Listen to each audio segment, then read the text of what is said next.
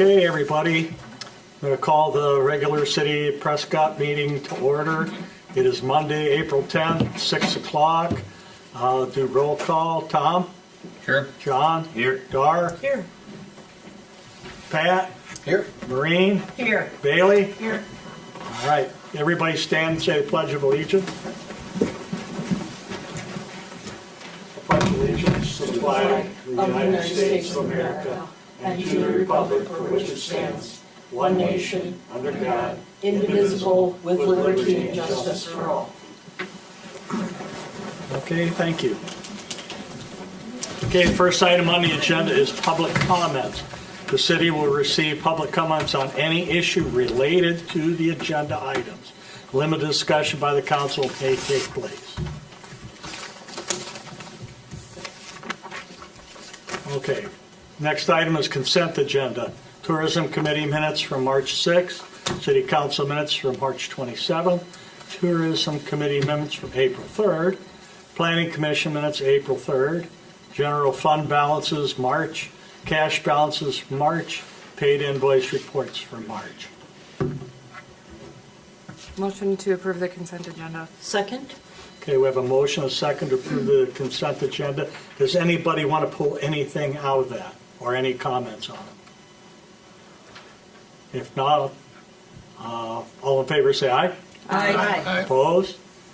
All right. Next item on the agenda is report of standing committees. Nothing for finance. Planning Commission. I'll give a little overview. One of the main things we talked about at Planning Commission was a concept plan for downtown for mixed-use development on lots 11, 12, and 13, downtown waterfront as Assessor's Plat. They're proposing a building. We'll be getting to that pretty soon here, so I'll just move on from that. But then our zoning review again on Chapter 635. One of the main topics was accessory structures, where they're talking about changing the height limit from 15 to not accept the principal structure height. And keep in mind when that comes for a vote that at one time it was that and it was changed to 15 feet.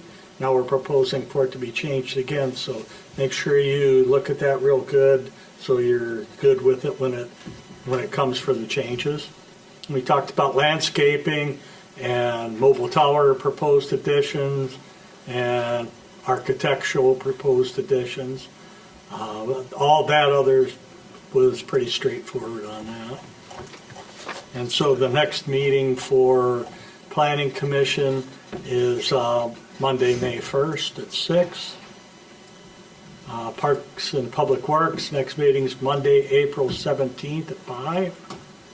Health and Safety is to be determined, or May 8th. Have you guys checked that? We haven't heard anything yet. Okay. We have none. Okay. So as of now, it's still May 8th. Okay, so personnel, next meeting, Wednesday, May 3rd at 5. So then communications and new business.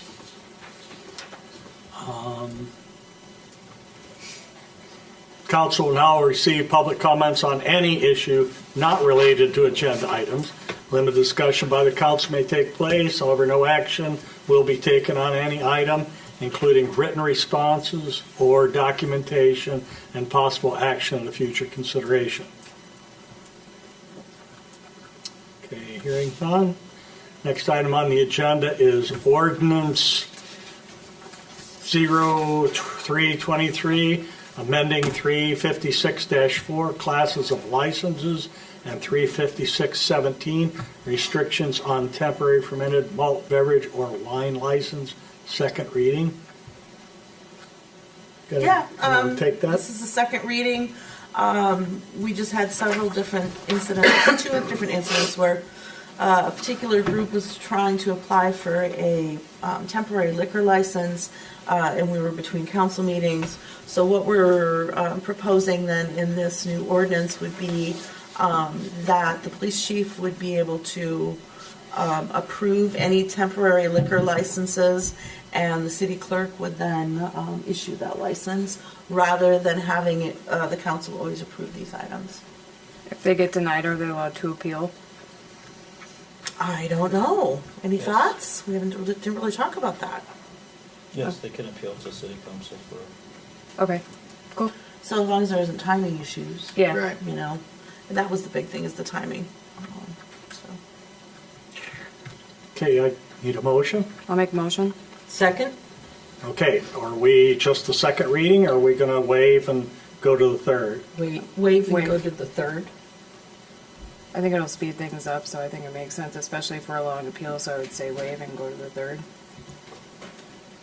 Okay, we have a motion, a second, to approve the second reading and waive the third for ordinance 023, amending 356, class of license, and 35617, restrictions on temporary fermented malt beverage or wine license. Is there any discussion on the motion?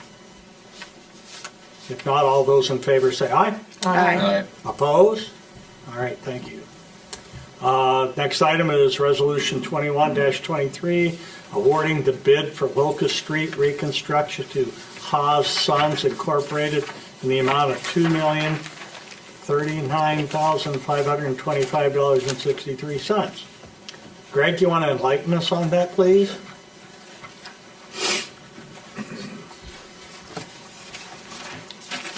So yeah, the bids were opened Wednesday last week for the Locust Street project. Matt had put together a pretty good summary, and I may just run through that really quickly. But I'm just going to talk about the bid results. The bids did range from the low bid number you had read, $2,039,525 to $2,145,814. It was higher than my estimate, which was around 1.7 million. Talking with after bids, we've seen a lot of different things from 2020 to 2021, 22, now into 23 that have affected the market, construction market in particular. Last year and in part of 21, it was availability of product, which now is just simply the raise of wages and materials. Availability of product is readily available. It's just that all of the wage adjustments, all the material prices that are going into these various things have increased substantially from 2022 and beginning of 2023. But as a bigger picture of the project, as Matt had summarized this in the background and discussion in the agenda, the amount we used for the funding was about $1,705,900, which is about $330,625 less than the low bid came in. Taking into account the assessment costs that will be coming in, that would pay for some of the curb and gutter, sewer laterals, that makes that gap $112,996. With that was the base bid. The city wanted to look at a couple of alternate bid items that were not included in that original $1.705 million. And that was the sidewalk from Walter Street to Walnut Street to Walter, which had a low bid of $66,312. And there was also lighting. That wasn't bid, but that was something the city was pursuing with XL Energy directly, because that's how the lighting is done here through the coordination with XL Energy, of $46,133. So those things were not included in that, but they were pursued. What we've looked at, though, as an option to reduce the cost would be to look at a different pipe material for water main. We're seeing this changing a lot of communities going to a PVC-based pressure-rated water main pipe. It's made for water mains. Many communities use them, especially in areas where they have maybe aggressive acidic soils. They have problems with iron-based pipe corroding, so they use PVC. So a lot of communities are using a C900, a pressure-rated pipe, rated for the same pressures as ductile iron. We looked at that after the bids to get pricing from the low bidder. And then also the prices that had just skyrocketed also were reinforced concrete storm sewer piping. I had pricing of some of these from 2 years ago, and they've almost doubled in the span of almost 2 years.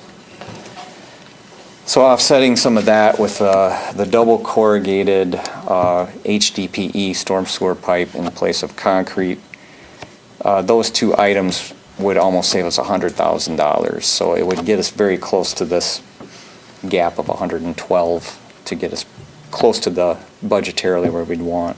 And the longevity of that pipe, the PVC pipe, compared to the iron? It's been around for probably 35 years or more. There has been very good results with it. We've stuck with the ductile iron because in the past, just the preference of operators or the cities. I entertained that idea a little bit last year and this year to look at it like maybe we should consider this because things, the price of some of these are going up. But I wanted the city's input, Mike Kinnaman and the water department's input on that, or would they want to pursue this? So, and along with the concrete, I do like the use of HDPE pipe, especially if it's smaller diameter. We're 12 to 18, so I wouldn't call that big pipe, and that still maintains the strength of the soil around it. If you get into 36 and 48-inch pipes, I have a little more concern with that in a street, because that's a bigger span that may, have some issues. But the other thing with HDPE pipe, it doesn't have the salt corrosion degradation that concrete pipe can have from the salts and whatnot in the winter. So Matt and Mike and I had some discussions after the bids, and I got some of this pricing from the contractor. So we feel that would be a good way to bring the cost a little closer to the budgets that we were hoping to hit. So since we put this out for bid, would we just do like a change order for it then? It would be a change order, yeah. And like I said, I already got that pricing from them that they would agree. It isn't an official change order, but what I've done in the past is that the signature of the contract would be contingent upon them signing that change order at the same time. Okay. So they wouldn't change that price. So And you slip line in the sanitary? the sanitary, yeah, Was that included in the original bid? that was, yep. Okay.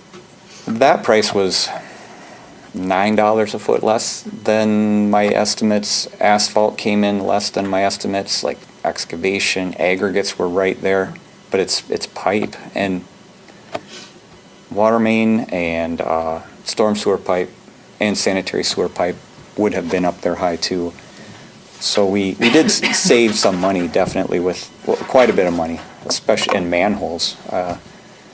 Precast, just a 2 foot by 3 foot precast curb inlet box is now $2,500 a piece. It's just unbelievable. Yet they've got all kinds of product on the yards, but so that's kind of the summary that Matt had put together. We also had, though, for discussion, I think Matt did a very good job of taking the information from the bids that I gave him. The other bid alternate was Orange Street, which is to the kind of north end of the project, running the opposite direction. Orange Street, a mill and overlay of the asphalt pavement there, and then also the public parking lot there. The city wanted to look at that as a bid alternate. They're again not included in the base price. See what those prices were, then could decide to do that or not do that. That came in at $79,682. I had done an estimate for the capital improvement plan a couple of years ago. Budgeted that at $146,000. So that does seem to be a good value based on those estimates. It did not include the retaining wall or storm sewer replacement work. The city crew would pursue doing those changes ahead of time as well. Mike wanted to present that. So in a summary, like I said, I think we could offset that roughly $100,000 in savings with the water main pipe material change and the storm sewer pipe material changes. So I guess the recommendations Matt had formulated would be to award that low bid price and consider the alternate one, which was the milling and overlay of Orange Street in the municipal parking lot along Orange Street. I guess if you have any questions, we could certainly discuss that. It's not quite as simple and clear cut as a lot of other street project bid openings have been. We haven't had the bid alternates and some of these slight changes, to try to keep things in budget better. So we're doing the street project, then alternate 1, we're looking for approval? And not alternate 2 at the time? right So now? alternate 2 was continue the sidewalk all the way down Locust Yeah. Street, which came about as part of our community meeting, but due to the cost overages, that's not included in tonight for approval. I'll make the motion to approve awarding the bid to Haas Sons, Inc. And then additionally, the alternate bid as well, alternate bid 1, but not number 2. And then with the change of the manhole and the piping to the PVC. And then the dollar amount on that, Matt, is the $2,145,814 plus the $79,682.60, I believe.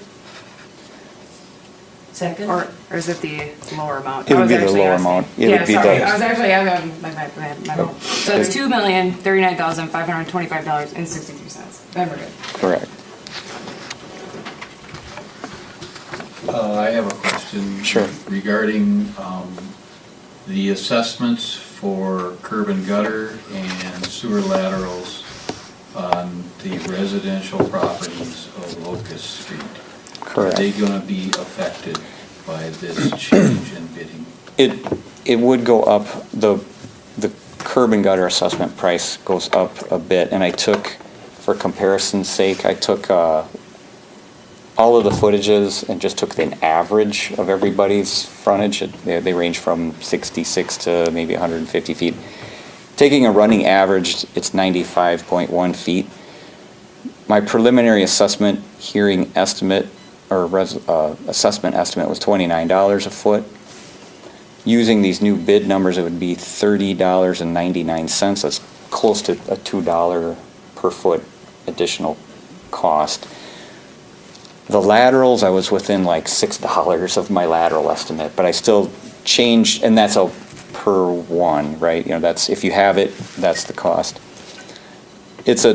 On an average, that's an increase of $195 per person, using an average of that, just as a comparison.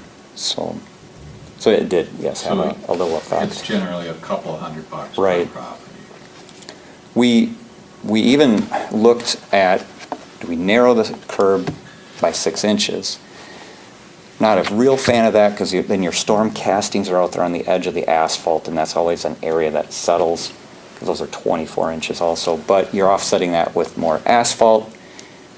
It saved actually it costs $100 more, actually, to go with narrower curb to see if there was some savings there. It was only $1 a foot savings on a 6-inch narrower gutter pan. So I've been looking at a lot of, scenarios here that could budgetarily try to keep this in step.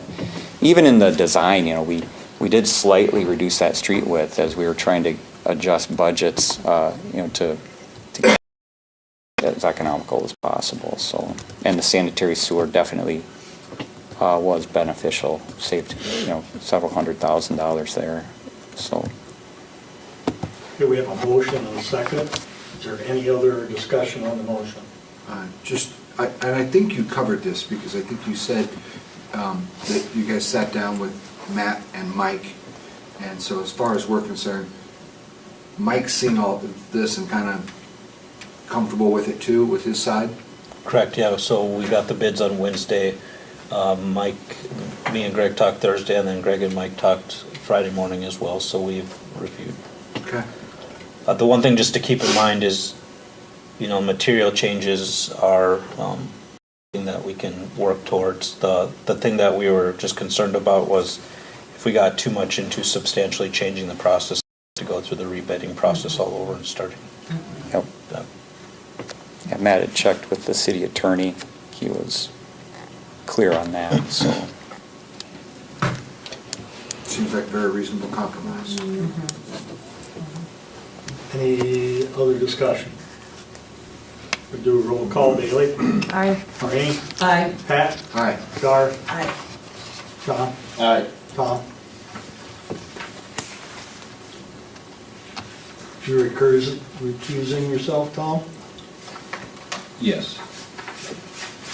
So, motion carried, thank you. Now that's for Resolution 21-23 and 22-23.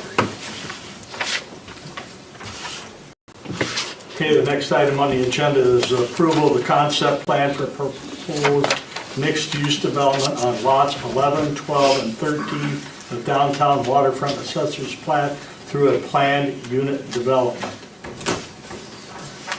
Matt, you want to take that? Sure, so at our last planning commission, last Monday, we had a plan brought forward through Larry and Mary Johnson, and then also Greg John, which are all here tonight as well to answer questions that may come about. Basically, they're proposing, they own 3 lots total downtown off of Front Street, and they would like to build or redevelop that current building, which is a pole shed, bring that down, and then they put retail on the first floor, and then subsequent levels of residential. Currently, right now, in order for that to happen, they would have to go forward with the PUD, as our current C1 zoning does not permit that type of development in terms of the overall density of housing and residential units. So one of the things that they are looking to do before moving forward was bring forward the concept plan to get plan commission's opinions and then also council's opinion as well. So laid out in the memo, it goes over requirements and as well as the setbacks. Some of the concerns that staff had when we brought it to planning commission was first emergency response. We obviously do not have a hook and ladder truck in terms of our fire department, but this is also something that we approved in terms of the condos that are already down there. So we do rely on our mutual aid with the city of River Falls, Cottage Grove, and Hastings to reply if we get fire in one of those taller structures. Again, the big concern I know everybody's always aware of and hearing is the parking downtown. So right now we do not require any parking to be put in as part of our C1 as long as it's retail and it meets the retail. So one of the things that we were very cognizant of and working with them or in talking with them in terms of their concept plan was making sure that all those residential units had at least 1.5, and even the planning commission did have a little bit extra parking spots they required as well. In terms of benefits, obviously that building, I think even they agree, is a little bit of a rough shape, so we'd get an improved appearance as you're coming across the riverfront. Tourism in terms of more retail storefronts and driving tourism towards the riverfront in terms of a nicer look down there. And then also, of course, the increase that we would see in the tax base with that type of building being put up. So overall, the Plan Commission reviewed the concept plan, and they moved forward with agreement on both the 2 different concept plans. There's one that talks about or has 2 levels of additional above the retail, which would be condo units, and then there's another one that has 3 levels that would be condo units. So the Plan Commission moved forward with the recommendation that any removed street parking must be replaced if there is any. Additionally, an exterior brick facade to match what's already down there, at least on the building, would be put in. And then additionally, they wanted 4 more underground parking spaces for the condominium residents. One other thing that was not mentioned included provided making sure that that cost for each condominium unit included parking, so there's not an option for residents to opt out of parking and then try to park on the street, so. With that, I'll turn it over to council, and if you have questions, I know Greg and Larry and Mary are available for answering those. What about visitor parking? We only own, Please. we only own the building property, which is gonna have underground parking. So the underground parking gives enough space for everyone in the building. We also came up with another plan after we had the planning commission meeting a week ago to get more units in there, or more parking stalls in there. So we were able to do that too, but we didn't want to do too much tonight as far as another plan. So we addressed a few concerns already, and we're still in the opening and starting phase here. So we'd be more than happy to come back with another plan and show you more parking. So yeah, we did meet the original requirements that the city had indicated to us of 1.5 parking spots per unit. And then the planning commission asked that we add an additional 4 spots. So we've been looking into how we can do that. And we've come up with what we think could be some solutions to that, so. Yeah, I can just say from the condos that are down there right now on the other side, that is an issue. So they have the parking that they are technically owning, which is right along the building, and then across from that is actually city, which I think there was a misunderstanding there at one point, but that's basically for boats. But when there's a busy weekend, it's full because people are either visiting that building. So that'll just, it's more so a selling point for you that might be something that someone would consider as an issue for them if they have people come and visit and there's nowhere for them to park. It's not something from the city side, I'm just sharing basically from the condos that I know are down already, but that's a problem. Right. Just finding parking basically for people that are visiting. Just food for thought, Right. yep. I have a question. Go ahead. I'm not familiar with this type of parking ramp. And Japan has it. I've seen yachts stacked this way, so I know how they work with the boats, but I'm not, can you explain, please? Sure. You want to take Did, it? well, did you see the photo also? I mean, should be a photo of it in there. That's what I'm So looking at. we touched on with some folks in Hudson, the old Dibbles building that was torn down, and they reconstructed a condo unit-like complex there, and they put a parking structure in that we're proposing, and 3-level parking. They would push a button to which spot they wanted the car, which spot it was at.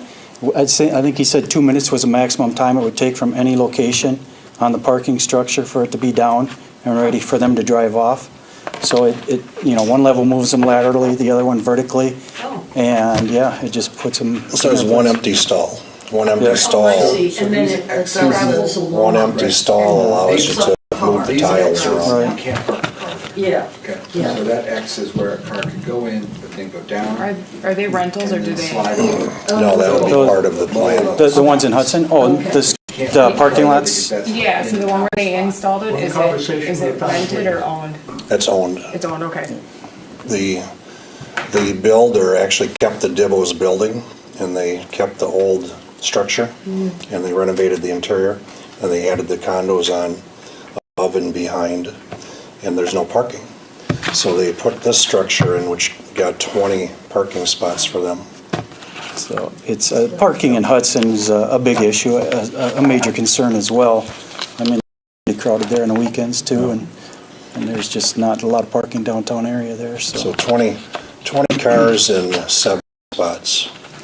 I know I read the square footage of the 1-bedroom and the 2-bedroom in this report, but I can't remember what it is. It's right here. It's roughly 1,000. For the 1-bedroom and 1,300 approximately for the 2-bedroom.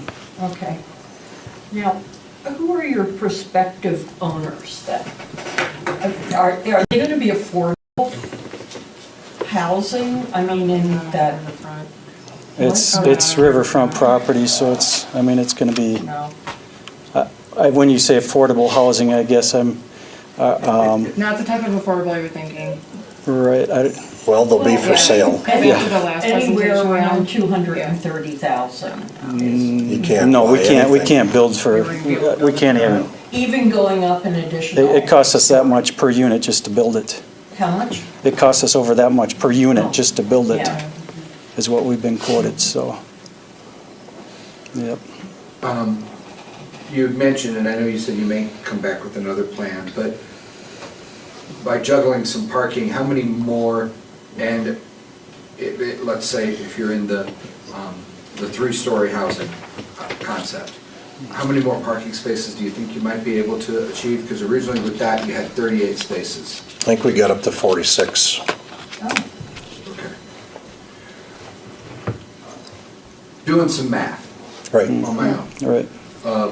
You got 24 units, how many people are going to live there, and so forth, and Half are 1-bedroom, half are 2-bedroom. and okay, this, I could put it on the board, it might be easier to see, but if you take 12 1-bedroom, 4 of them have 1 person, I'm just picking numbers out of the air, guessing, which is all we can do. 4 of them have 1 bedroom, or 1 person, that's 4 cars. 4 of them have 2 people, which is 2 cars, and 4 of them have maybe 3 cars. And do the same thing with the other units. And you can come up with, if you do it the way I did it, I mean, I came up with 44 cars of residents living there with that construction. At that point, I haven't accounted for any staff for any resident, or retail, or any guests for any retail. So the next thought is, okay, how do we get there? How do we get some parking for them? Because already we know there's no extra parking. The retail's already in existence for the most part, however, so, I mean, we're already accommodating them in the current scenario. Right, but if I'm correct, also, I think we lost 3 spaces. With an entrance on Orange Street, okay, we're looking at Yeah, we're not doing that. redoing that, so, Okay. because, and that's something we went over with the planning commission, is they had said that, yeah, if you're gonna take away 3 spots on Orange Street, you're gonna need to replace them Right. somewhere else, and we Okay. understand that. I mean, obviously, the parking Yeah, is a major concern, and we're concerned about it as well. I Just don't mean, know where they're gonna. we're gonna have retail there, we're gonna have to have Well, so, parking, I was talking to somebody who had previous experience up here, sure. and, just throwing this out there again as an idea, that we need more parking, we all know that.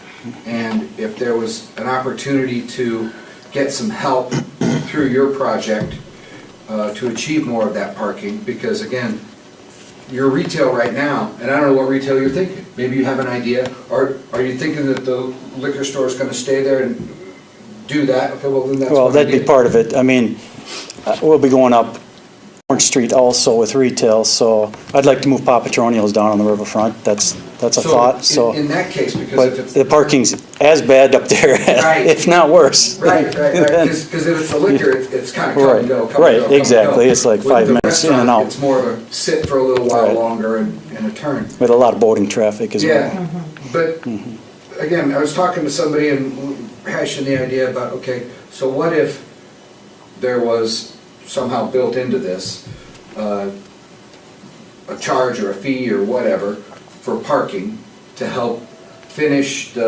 maybe some space on that Dakota and Cherry spot that we have the upper level down there, or something behind No Name where we finished and made more parking, or if we were able to somehow get in some kind of an agreement with, is it Steamboat? What, the location across the The old restaurant that used to steamboat, be there? yeah.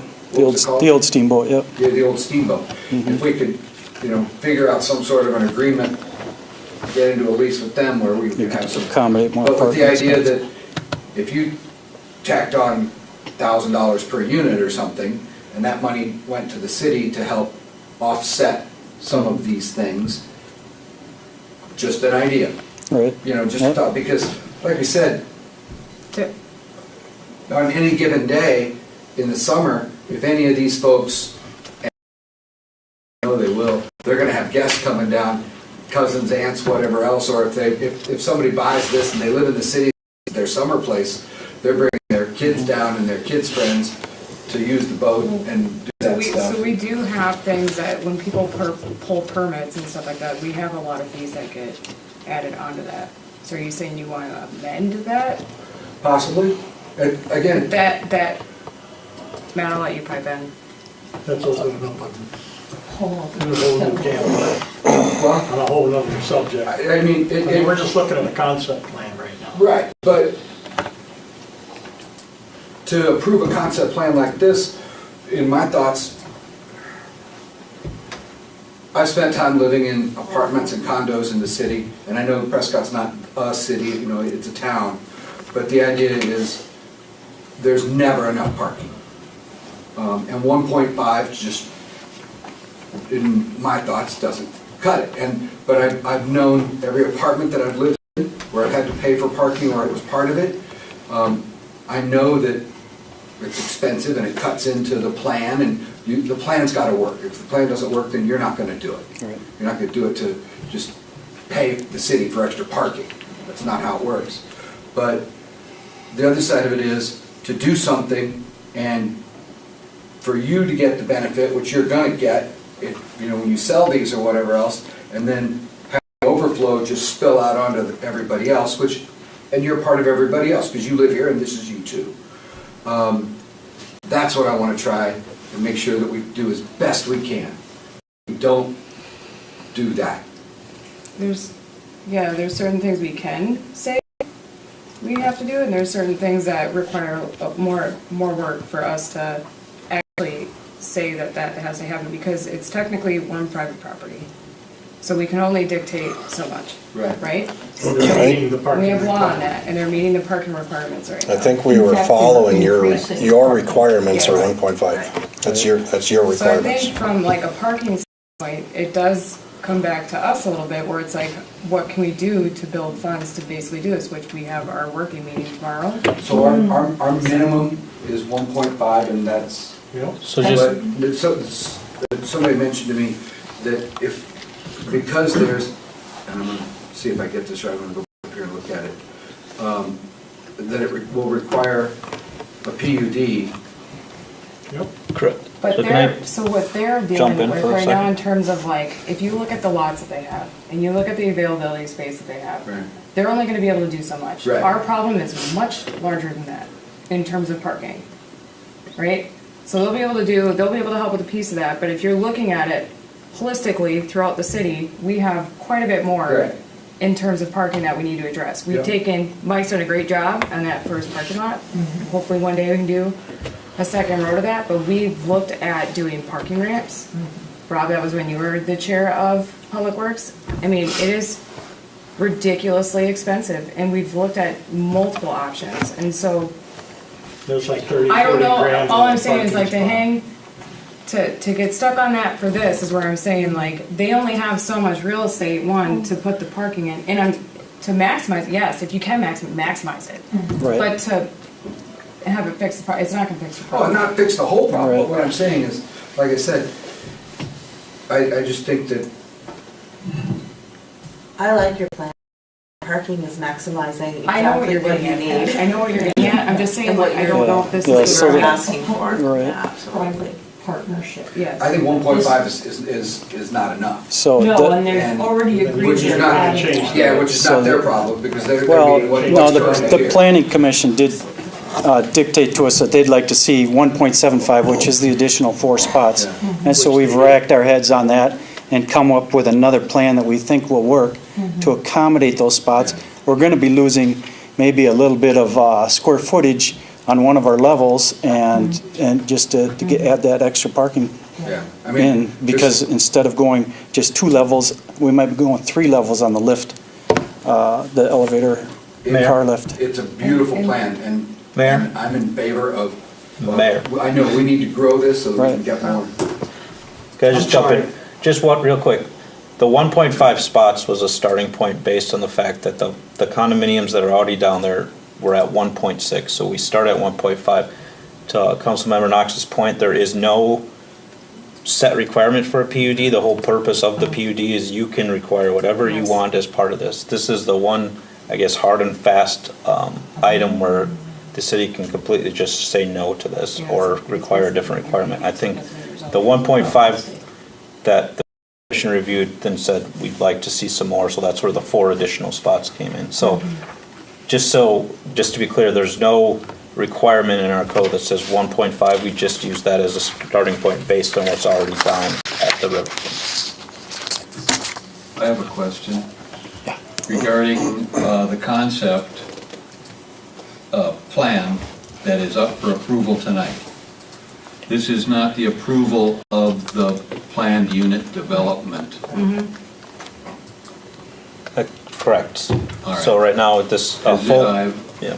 have a feeling everybody knows that this is going to change as you drill deeper into the concepts and the planning, that you're going to run into things. Correct. This is not a final plan by any means. There's going to be several changes, certainly. What they need is to move forward. We We need- wanted the approval to move forward instead of Exactly. spending 30,000, 40,000, 50,000, keeps coming back and back. We wanted approval to actually do the plan, or do a plan, before we spend all the money.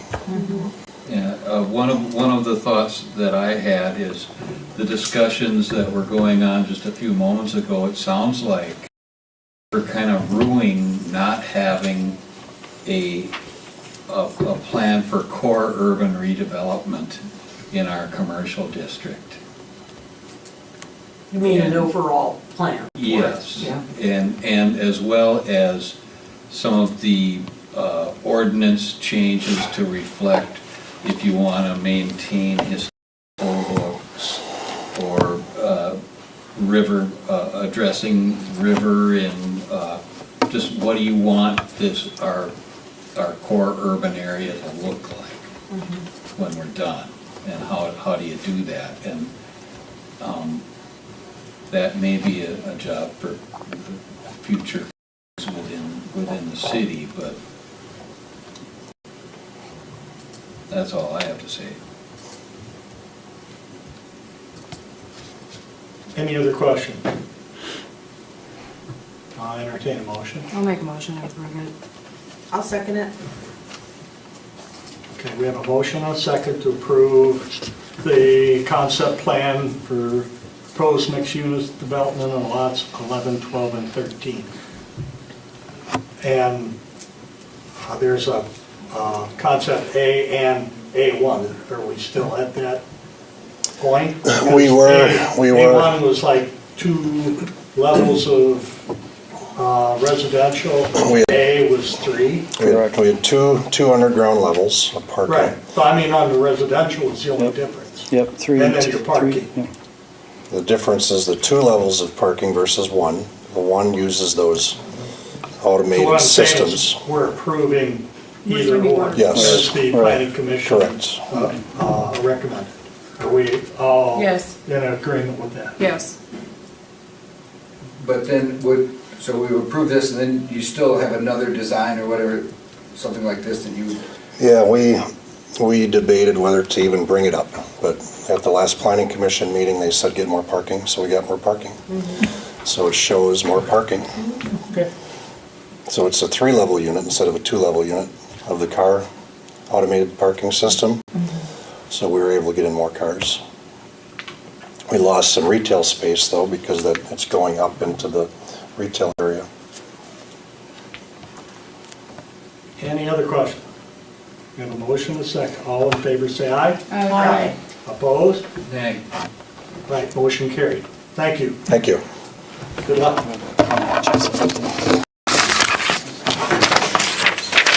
Okay, next item on the agenda is Resolution 22-20, resolution commending Alderperson Thomas Oss for his dedicated service into the city of Prescott. I'm going to read this one.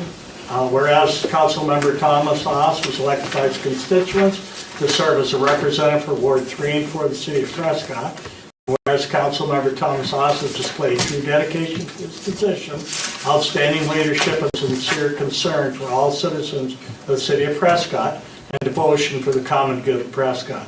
Now therefore, upon motion duly made and seconded, passed by majority vote, be it resolved that the City Council, the City of Prescott as follows: Thomas Oss is commended for the years of dedicated service he has given to the City of Prescott and its residents, and we all wish you great health and success in all your endeavors. Motion to approve Resolution 22-23. Second. All in favor, say aye. Aye. Thank you. All right. Thanks, Tom.